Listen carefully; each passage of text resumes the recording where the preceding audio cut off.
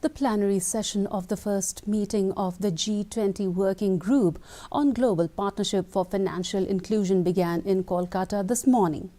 Union Minister for Tribal Affairs Arjun Munda delivered the inaugural address at the meeting. In his inaugural address, Munda stressed the need for just and equitable development for all.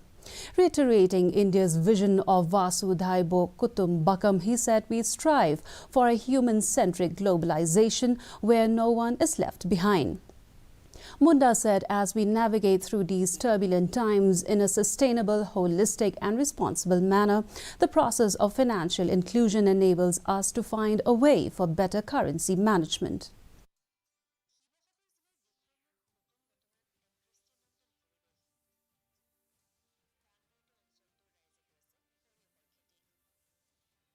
G20 theme,